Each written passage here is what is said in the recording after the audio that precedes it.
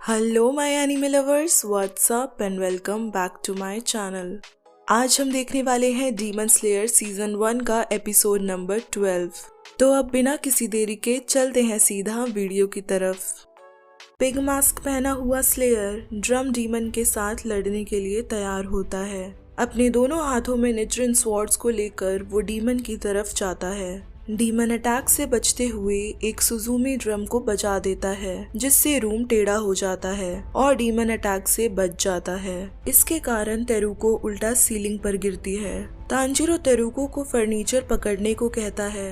वो मास्क वाला slayer Tanjiro के ऊपर पैर रख के जंप करता है और दोबारा डीमन पर अटैक करने की कोशिश करता है।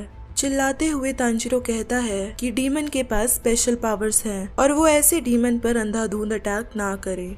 डीमन अपना ड्रम 2 बार टैप करता है, जिससे रूम वापस घूम जाता है। तेरुको जमीन पर गिरती है और मास्क पहना हुआ स्लेयर उसके ऊपर से पैर रख के डीमन का ब्लड आर्ट देख के बहुत एक्साइटेड होता है।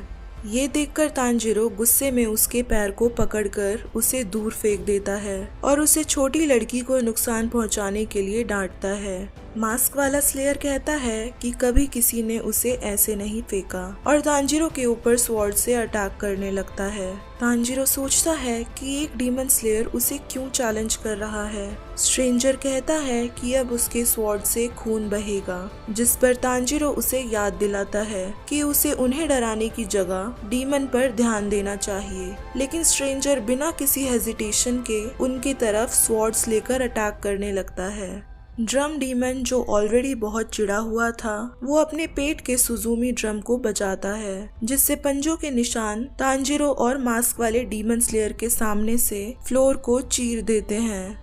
डीमन अब लगातार अपनी बॉडी में लगे हुए सारे ड्रम्स को एक एक कर बजाने लगता है, जिससे अब रूम लगातार कभी घूमता है और कभी पंजों के निशान से रूम कट जाता है। तांजीरो ड्रम्स और उसके मूवमेंट के पैटर्न्स को देखने लगता है, लेकिन जब तक वो इन्हें समझने लगता है, डीमन अपने आप में कुछ बड़बड़ाने लगता है और रूम बदल जाते हैं।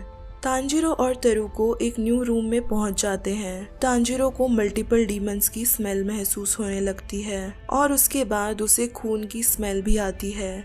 वो एक डोर खोलता है और हॉलवे में एक इंसानी लाश को देखकर शॉक होता है। तांजीरो रूम से निकलकर डेड बॉडी के ऑपोजिट डायरेक्शन में तेरुको को ले जाने लगता है और उसे पीछे मुड़कर देखने से मना करता है। हॉलवे में चलने के दौरान उसे एक नए सेंट का एहसास होता है। तांजीरो एक रूम का डोर खोलता है और बच्चे के खोए हुए भाई को देखता है, जिसने एक सुजुमी ड्रम को पकड़ा हुआ था। दूसरी तरफ जेनुत्सु अपने साथी बच्चे सोइची का हाथ पकड़कर डार्क हॉलवे से डरते हुए आगे जाता है। सोइची जेनुत्सु से एक क्वेश्चन पूछता है। जेनुत्सु उसे डर के मारे डांटता है कि उसने उसकी जान निकाल दी। उसे कुछ बोलने से पहले सिग्नल देना चाहिए, अभी उसे उसकी आवाज से हार्ट अटैक आ जाता।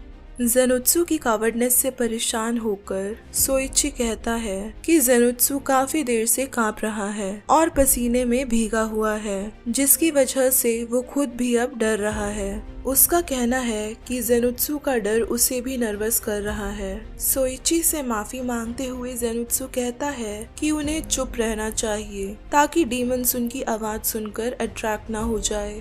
जब जेनुत्सु ये सब कह रहा था, वो खुद जोर जोर से चिल्लाते हुए बोल रहा था, जिसे सुनकर वहाँ एक डीमन आ जाता है।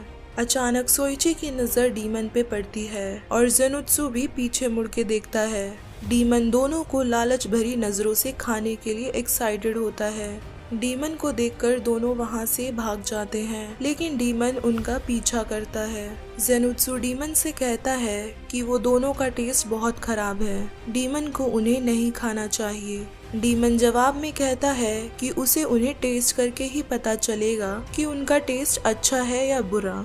ये कहकर डीमन अपनी लंबी टंग से उन पर अटैक करता है। वो दोनों अटैक से बचते हुए एक रूम में घुस जाते हैं। जेनुत्सु डर के मारे उठ नहीं पाता और बच्चे को उसे वहीं छोड़ के भागने को कहता है। सोइची जेनुत्सु को वहाँ अकेले नहीं छोड़ना चाहता था। जेनुत्सु सोचता है कि अब उसे कुछ करना होगा, लेकिन वो खुद को डिमोटिवेट भी करता है कि वो डीमन से लड़ने के लिए बहुत वीक है।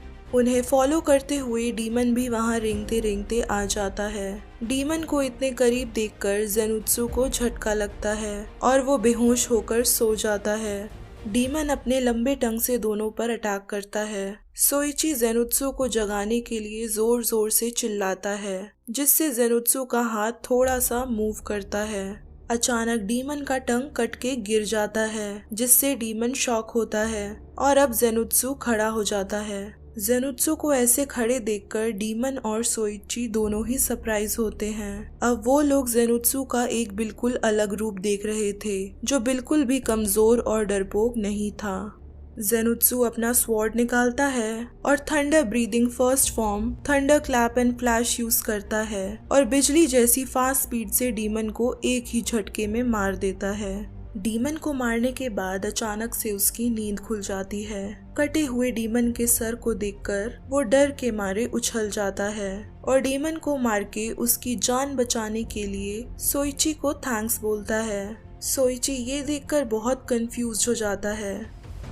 मास्क वाला डीमन स्लेयर ड्रम डीमन के साथ लड़ने के लिए उसे ढूंढते हुए हॉलवे में भागते हुए जाता है। अचानक एक हाथ उसे पकड़ने की कोशिश करता है, लेकिन स्लेयर जंप करके बच जाता है। वो देखता है कि वहाँ एक मोटा सा डीमन उसे खाने के लिए आता है। खुद से सीखी हुई बीस्ट ब्रीदिंग टेक्निक का यूज करके वो अपने दोनों ब्लेड से डीमन के दोनों हाथों को काट देता है और थर्ड फैंग डिवॉर मूव से डीमन का सर काट देता है और मरे हुए डीमन की लाश को कुचलते हुए आगे भाग जाता है। ड्रम डीमन मरीची ब्लड वाले इंसान को खाना चाहता था। एक मरीची ह्यूमन को खाना 100 लोगों के खाने के बराबर होता है। डीमन मरीची ह्यूमन को खाके दोबारा अपने किजुकी लोअर रैंक 6 को पाना चाहता था। डीमन पास्ट में मुजान से मुलाकात को याद करता है, जो उसे क्योगाई कहकर बुलाता है। मुजान क्योगाई को किजुकी डीमन की रैंक से निकाल देता है, लेकिन क्योगाई मुजान से एक और चांस की रिक्वेस्ट करता है। मुजान उसकी रिक्वेस्ट को नहीं मानता और उसकी आंखों में लिखे नंबर 6 रैंक को काट देता है। क्योगाई अपने पावर को याद करता है, जो मुजान ने उसे पहले दिया था। अब क्योगाई अपने पुराने रैंक को हासिल करने के लिए बहुत ज्यादा उतावला था, इसलिए वो अब जल्द से जल्द मरीची ह्यूमन को ढूंढ के खाना चाहता था, जो उससे छुप के घर पे बैठा हुआ था। तेरुको अपने बड़े भाई कियोशी के पास जाती है और उसे गले लगाती है।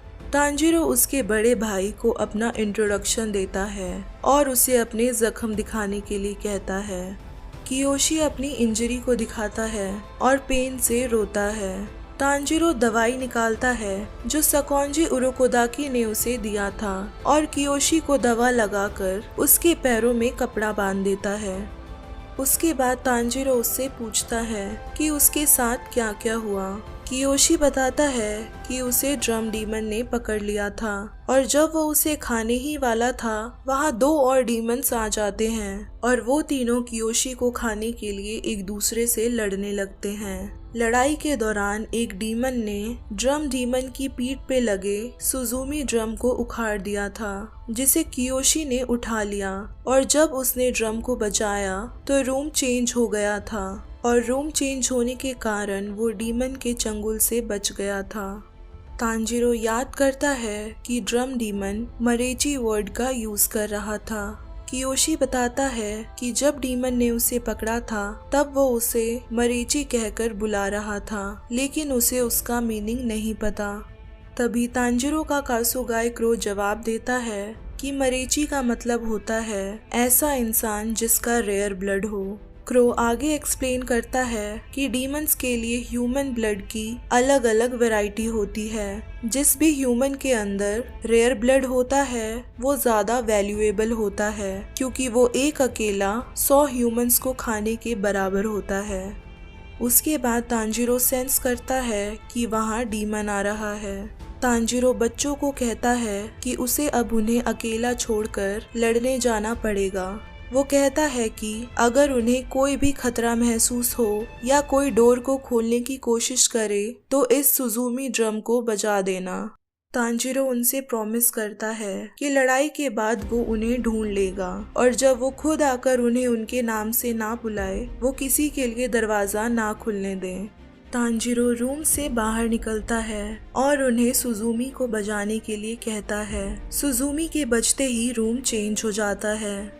क्योगाई 2 बार सुजुमी ड्रम को बजाता है जिससे रूम उल्टा हो जाता है, लेकिन तांजीरो पहले ही प्रिडिक्ट कर लेता है और सीलिंग पर सेफली लैंड करता है।